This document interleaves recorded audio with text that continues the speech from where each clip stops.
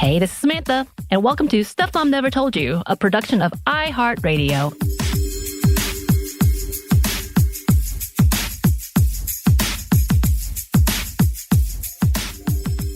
And y'all, bear with me because today I am all by myself because my dear, lovely co-host Anney is out and about doing things, fixing things, doing all the good stuff. Maybe it's Star Wars related. I don't know. JK.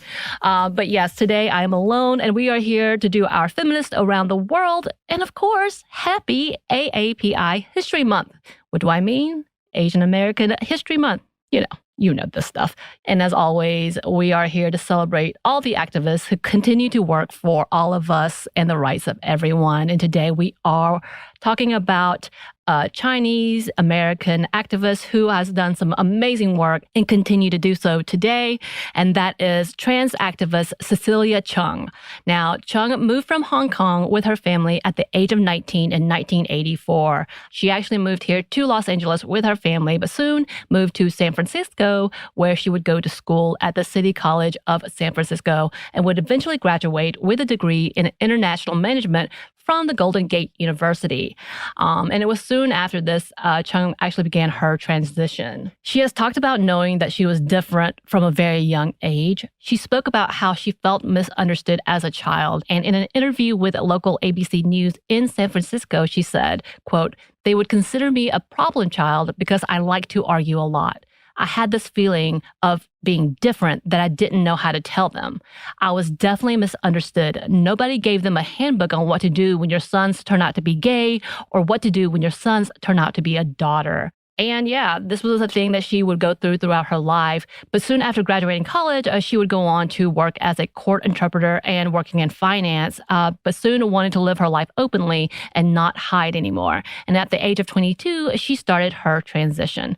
Her decision wasn't an easy one for her. She soon lost her job and her relationship with her family suffered, and they stopped speaking to each other for about 3 years. And with all her hardships, she soon became homeless. She then turned to sex work to survive. And it was during the hard times that she found out she was HIV positive and was even assaulted and harassed during her time.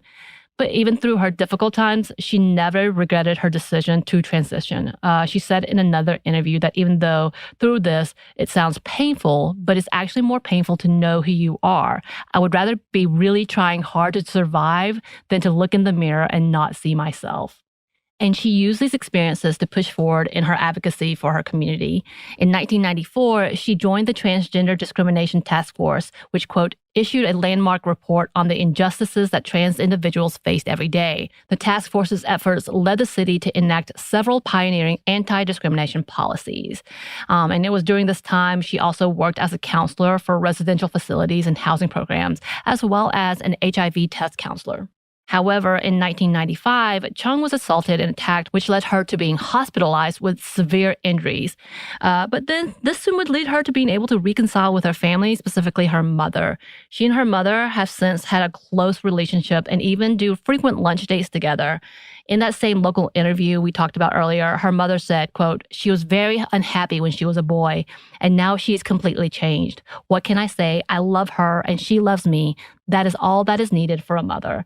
And apparently her mother works as an advocate for other trans folks' parents as well, in counseling them and walking them through how to be supportive. So that's really cool to hear.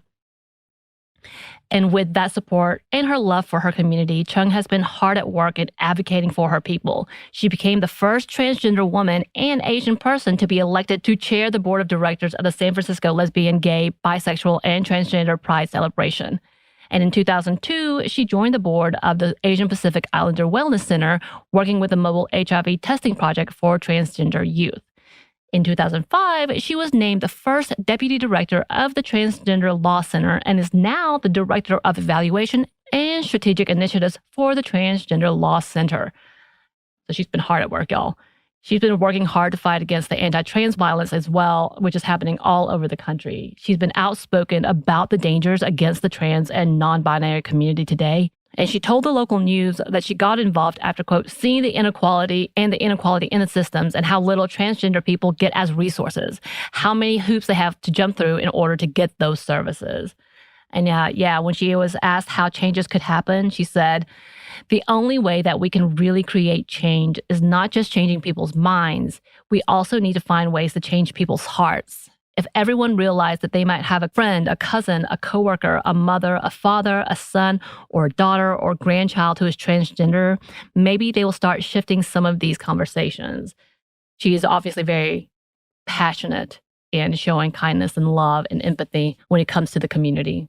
And she's been one of the biggest leaders in these types of conversations. And it isn't surprising that she has been acknowledged for her amazing works, including receiving the Levi Strauss & Company Pioneer Award, commended by the San Francisco Board of Supervisors during Transgender Awareness Week, awarded the San Francisco AIDS Foundation Cleve Jones Award, the Human Rights Campaign Community Service Award, awarded the California Woman of the Year, received the Out and Equal Champion of the Year Award, and was given the NAACP 100 Award in 2020. So yeah, she's been hard at work trying to change policies and bring awareness to the needs of the trans community for a long time now, and has become a leader in this movement. Definitely something that we want to keep watching, as she is still a part of many of the boards and has been recognized officially by governments all over the world. So there you go. Yeah, it's the beginning of AAPI month, and we're going to keep pushing forward, talking about the history of the Asian American people, as well as the many feminists who continue to work and advocate for the rights of everyone. So yay! Happy Asian American Heritage Month, everyone. And if you have any suggestions of amazing feminists we should highlight, you can email that to us at stuffmediamomstuff@iheartmedia.com. You can find us on Twitter at momstuffpodcast or on Instagram and YouTube at Stuff Mom Never Told You. We also have a book coming out in August. And if you want to pre-order, you can at stuffyoushouldread.com. Thanks so much to our very patient and loving, kind super producer Christina, executive producer Maya, our researcher and media magic maker Joey, and to my lovely co-host Anney, who I dearly miss right now. And of course, thanks to you, our listeners. Stuff Mom Never Told You is a production of iHeartRadio. For more podcasts from iHeartRadio, visit the iHeartRadio app, Apple Podcasts, or wherever you listen to your favorite shows.